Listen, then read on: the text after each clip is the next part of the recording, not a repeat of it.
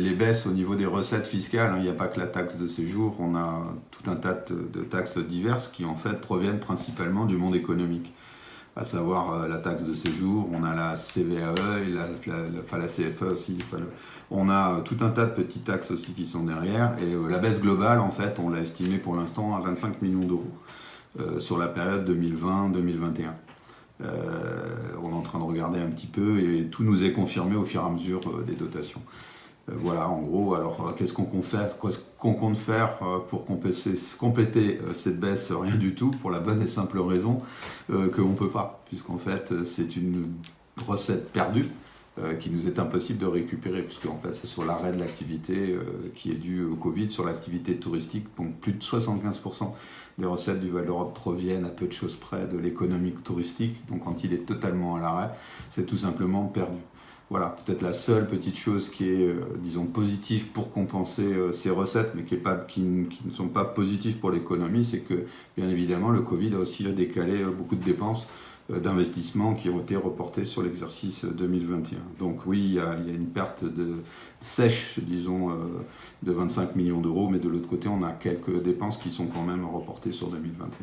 C'est difficile en fait, hein. Donc comment la compenser, c'est impossible en fait, hein. Aujourd'hui c'est comme pour toutes les entreprises, comme si vous expliquiez aux restaurateurs comment vous comptez, disons, trouver une solution pour compenser vos pertes, ils vous expliqueront que c'est pas possible, simplement, où il faudrait générer 25 millions de recettes les années suivantes. La seule solution ce serait d'augmenter les impôts et c'est pas le moment de le faire et on compte pas le faire. Oui, il n'y aura pas d'augmentation d'impôts, il y aura peut-être des coupes budgétaires au niveau du fonctionnement ou pas? Alors des coupes budgétaires, bien sûr, une rigueur, hein, puisqu'au niveau de Val d'Europe, on a aussi des dépenses, tout un tas d'événements qui sont annulés, mais les coupes budgétaires, je dirais, c'est simplement dans le temps.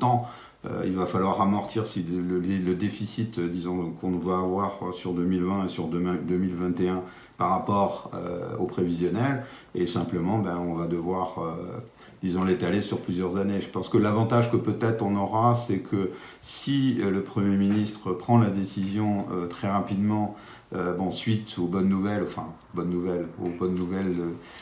sur le vaccin, j'entends, prendre des décisions de déconfiner progressivement, ça veut dire qu'on peut imaginer qu'un tourisme de masse puisse peut-être repartir après le mois d'avril, mai, juin, puisque Disney enregistre de très gros taux de réservation sur son parc. Et comme vous le savez, Disney, c'est pratiquement la moitié, un peu de choses près, des emplois du Val d'Europe, hein. C'est un peu moins, mais disons 40% des emplois.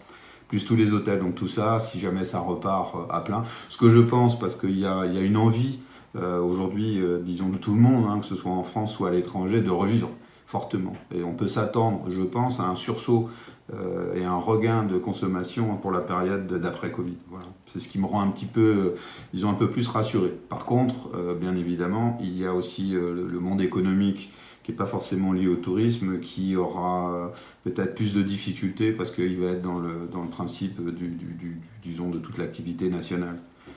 Et si l'activité nationale, elle, avec des centaines et des centaines de milliers d'emplois qui seront perdus, hein, je rappelle, moi je pense qu'on va dépasser le million et demi de chômeurs supplémentaires d'ici le mois de mai-juin.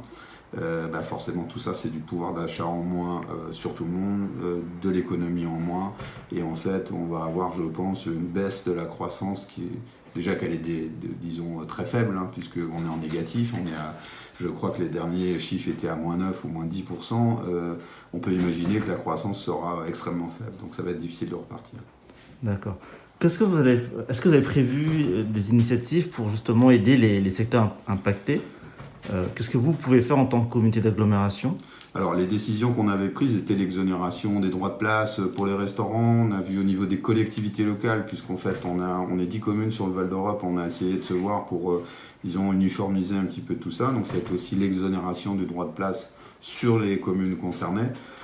Peut-être la reproduire sur 2021, ça c'est pour la partie des restaurants, leur doubler les surfaces extérieures à un moment où ils ne pouvaient plus accueillir suffisamment de gens en intérieur. Ensuite, les aides qui sont mises, on fait une conférence de presse d'ailleurs cette semaine pour annoncer justement le projet qu'on a de très rapidement faire le site internet pour le click and connect, Hein, c'est un petit peu pour pouvoir faire, disons, du commerce quand même pour les commerçants. Donc l'AGLO donc, financera une partie de tout ça, avec des aides du département et de la région. Et on va, disons, permettre, disons, sur tout le Val d'Europe, à tous les commerces qui n'ont pas de site internet, de pouvoir utiliser ce site-là comme une passerelle. Bon, ça, c'est le type d'aide qu'on peut faire. Après, je pense qu'il est possible d'étudier la situation de commerces qui pourraient être dans la grande difficulté au cas par cas. Ça, c'est une possibilité aussi sur certains types de commerces, bien sûr, qui seraient plus des commerces qu'on va appeler, disons, plutôt alimentaires de bouche, qui contribuent, disons, à la vie locale, peut-être, puisqu'il y a beaucoup d'aides qui sont faites au niveau de l'État. Il faut reconnaître aussi qu'il y a un grand nombre d'aides qui sont mises en place pour que les entreprises puissent, disons, passer un peu plus facilement le cap. Mais cela dit, encore une fois, on le note, nous, beaucoup de gens sont laissés un petit peu sur le carreau quand même.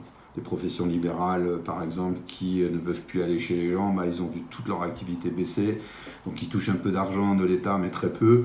Et certains commerces qui, eux, ont ouvert récemment ou, disons, comptaient ouvrir aussi, sont dans la difficulté parce qu'il y a les loyers à payer, il y a aussi des charges qui sont toujours à payer malgré tout. L'État prend pas tout en compte, en fait. Donc, voilà.